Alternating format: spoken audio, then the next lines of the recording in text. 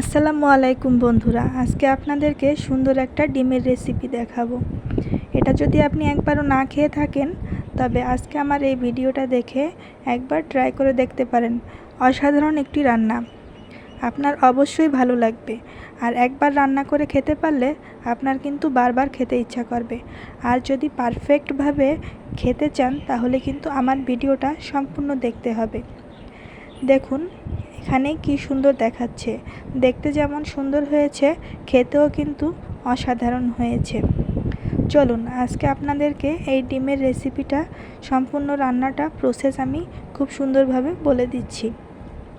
যদি বাসায় মেহমান আসে তাহলেও কিন্তু আপনি এই রান্নাটা করে দিতে পারেন।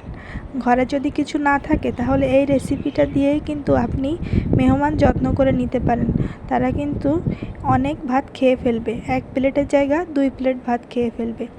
দেখুন ডিমগুলোকে প্রথম সিদ্ধ দিতে হবে। যদি বাজার থেকে নতুন ডিম কিনে আনেন, যদি খোসা ছাড়াইতে কষ্ট হয় তাহলে কিন্তু ডিমের ভিতর যদি আপনি 1 চামচ লবণ দিয়ে দেন, আপনার ডিমগুলোর খোসা কিন্তু খুব সহজেই আলগা হয়ে যাবে আর ডিমগুলো ভাঙবে না। আমি এখানে কিছু আলু কেটে নিয়েছিলাম, আলুর ভিতর হলুদ দিয়ে আমি সিদ্ধ দিয়ে দিয়েছি। এখানে আলুটা আপনি 80 ভাগ সিদ্ধ করে নেবেন। আর তারপর কিন্তু আমি একে একে মশলাগুলো নিচ্ছি। এখানে আদা বাটা, পেঁয়াজ বাটা, রসুন বাটা, লবণ, হলুদ, মরিচের গুঁড়া, জিরার গুঁড়া, আর তারপরে হচ্ছে ভাজা মশলা, মানে বিভিন্ন ধরনের মশলা, এলাচ, লবঙ্গ, ঝাল, গোলমরিচ এগুলো মিলায় বাটছিলাম, সেগুলো রেডি করে নিলাম। আর ডিমগুলো কিন্তু আমি ফ্রাই প্যানে দিয়ে সুন্দর করে লবণ হলুদ দিয়ে তেল দিয়ে একটু ভেজে নিলাম।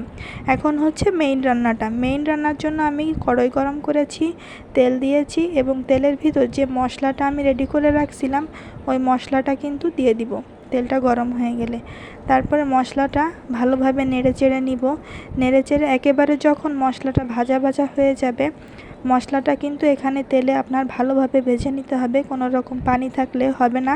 সুন্দর করে ভাজা ভাজা হয়ে গেলে তারপরে হচ্ছে আমি যে আলুগুলো সিদ্ধ করে রাখছিলাম 80 ভাগ সিদ্ধ, সেই আলুগুলো ঢেলে দিব।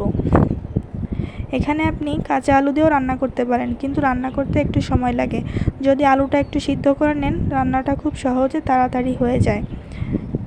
আর দেখেন এখন হচ্ছে আপনার আলুগুলো সুন্দরভাবে কষায় নিতে হবে যেন তেল ফুটে ওঠে। দেখেন আলুটা কেমন সিদ্ধ হয়েছিল, খুন্তি দিয়ে একটু চাপ দিয়ে দেখা যাচ্ছে।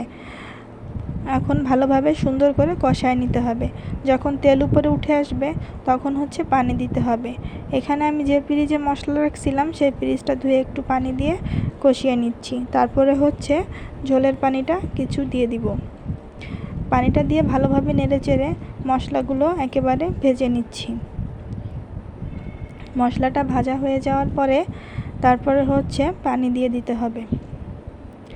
দেখুন আমার কিন্তু মশলাটা ভাজা হয়ে গেছে, আমি পানি দিয়ে দিলাম। এখানে 1 মগ পানি দিয়েছি। যেহেতু আমার আলুটা সিদ্ধ হয়ে গেছে তাই এখানে আমার বেশি পানি দেওয়ার প্রয়োজন নাই।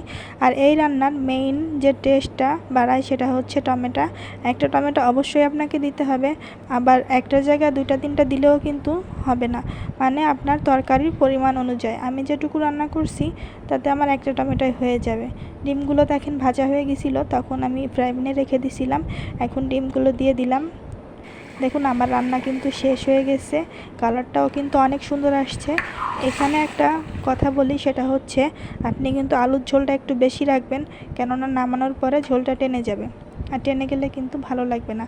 এখানে লাস্টে কিছু ভাজা মশলা দিয়ে দিলাম এবং আমার রান্না শেষ হয়ে গেল। এখন হচ্ছে আমি দেখেন পরিবেশন করছি। এভাবে যদি আপনি কাউকে দেন সে কিন্তু খুশি হয়ে যাবে এবং অনেক ভাত খেয়ে ফেলবে। দেখুন রান্নাটা কি সুন্দর হয়েছে, দেখেই বোঝা যাচ্ছে। যাই হোক বন্ধুরা, আমার চ্যানেলটাকে সাবস্ক্রাইব করে দিবেন। সকলে ভালো থাকবেন।